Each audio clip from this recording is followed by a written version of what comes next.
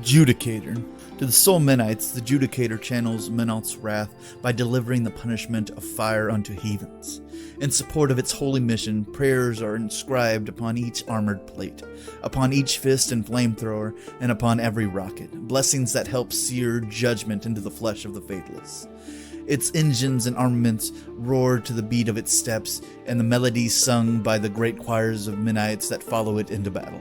The visions that led to the creation of the Judicator came to the Harbinger of Menoth in the days after the conquest of Laren. She foresaw a coming conflict wreathed in smoke and fire, with immense machines bearing the banners of the enemies of the faith.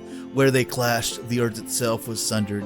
She knew those machines would exact terrible prices from the faithful should her nation be caught unprepared. At first, the Synod was reluctant to act on her vision, but Hierarch Severus brooked no dissent. Effort to construct the required weapons began at once under the direction of Viscos Arch Razek and his artificers. When Razek concluded that existing facilities were insufficient for the demands of such a tremendous undertaking, the Foundry of the Sacred Flame was conceived. Using the endless resources of Protectorate toil, dedication, and faith, the great edifice was erected from the sands east of Emmer in mere months.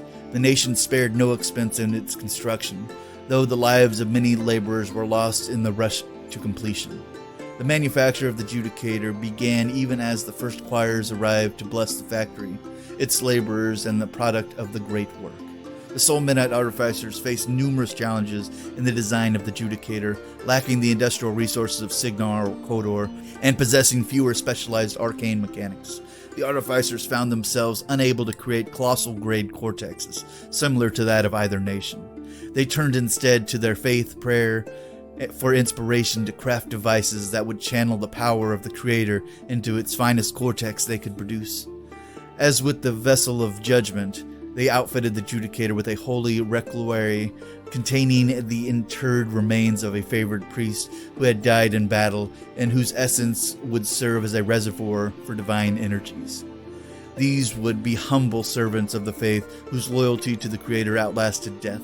The mechanical conduit connects the receptacle to the cortex in order to fill the machine with spiritual power and guide its actions in combat. Though the Protectorate still lacked the resources to produce Judicators in great numbers, each can be sent forth to its predestined battles by the guidance of the Harbinger. Their success is seen as proof that Menoth approves such weapons when sent forth on righteous crusades. The Judicator proved too large to be assembled behind closed doors.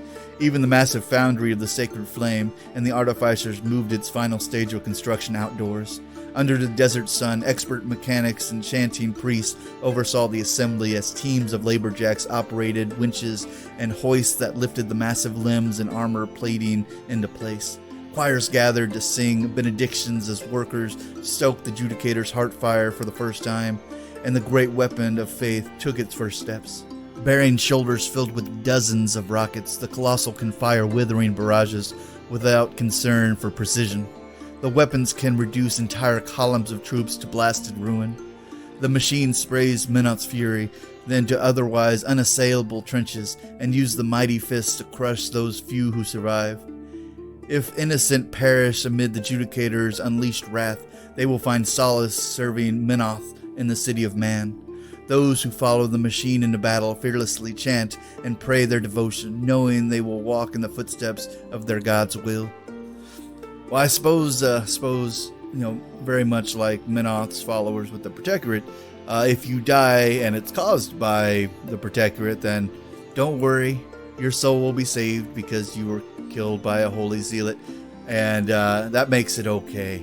But the Protectorate, are known to torture and burn their own people, as well as their perceived enemies in the rest of the Iron Kingdoms. But these things are ginormous, shooting out a bunch of inaccurate, probably more accurate now after the taking of Lael. But let's read some stat boxes here, just because I love reading these. Its initial service date 608 AR. Its height is 34 feet tall. He is a ginormous warjack. Its weight 75 tons. Fuel load, 1,984 pounds. General use, good for 6 hours. Combat use, 50 minutes. This guy burns through gas insanely quickly. Its armaments include dual rocket pods and dual flamethrowers. and its cortex was manufactured, of course, by the vassals of Menoth. So yeah, this guy is ginormous like every other colossal. He is huge because when you're taking on other huge colossals or gargantuans, you want to always go in prepared because yeah, trying to take those guys down with that one can be kind of a pain if you do not have the resources to be able to really focus on it.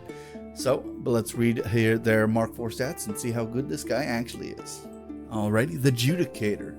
Point cost 30, very expensive. Field allowance 2. Health boxes, he has 60.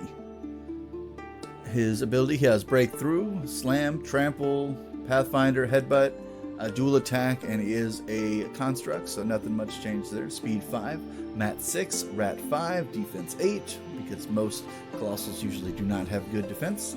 And Armor 19, which is pretty bulky. He has Bulldoze, so when he knocks into somebody, he can push them back.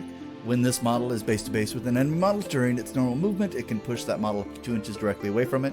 A model can be pushed by Bulldoze only once per turn. Bulldoze has no effect when this model makes a trample power attack because he is, of course, running it over with trample attacks. Then his second ability is Reliquary. This model gains an additional die on attack damage rolls. Discard the lowest die for each roll. When its S system is disabled, this model loses the benefits of Reliquary. So that actually is heck of good, because then it's basically giving himself Signs Importance, so he can just stack his ability to hit things. So that actually explains why his rat is only 5 when he has so many rocket pods. But having that additional attack die and removing the lowest one, that is a super useful ability, and makes him even more dangerous. But let's go over his weapons here. He has 2 rocket pods. Both these are a Rat 5, a range 13, so pretty far. Ready to fire 1 each, so he can shoot 2 of those.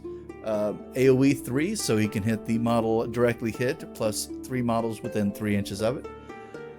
Power 14-8, so it's pretty decent on the damage, which is great, especially at range 13. If you can increase that range, you can really, start taking out back end models. So yeah, no, it's actually really solid, and I appreciate the change of the AoE. I feel like that allows him to hit a little bit more than you would normally hit with a standard AoE, because this pops it up to almost to a 6-inch AoE on those, in retrospect. He has 2 flamethrowers on this as well, because why not have additional stuff? And he is a Protectorate Warjack, and if they don't have something that can catch something on fire, are they really a Protectorate Warjack? Questions there. Rat 5, Spray 10, so good distance on the spray, and with the new Mark 4 changes on spray templates, you can actually increase or decrease the range of these, depending on if it's a pro or negative spell. Rate of fire 1 each, so he can shoot 2 of these.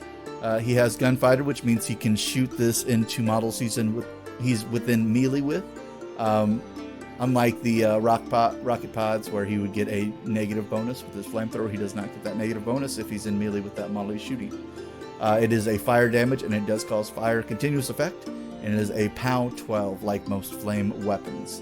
And if you put him with that other Warjack that makes fire around him even hotter, you can get this guy rolling on all 4s. So yeah, he is a beast with that as well. And his fists are a Mat 6, range 2, POW 21, and their fist weapons, so he can pick up things and chuck them as well. I think what makes this guy one of the better Colossals is his Reliquary, because being able to give yourself an additional die on all attack damage rolls, this guy is getting himself up to some heavy damage. Mild update here, I did read Reliquary wrong, because it says they gain an additional die on attack damage rolls, not just attack rolls. Sorry about that. My dyslexia likes to kick in every now and then.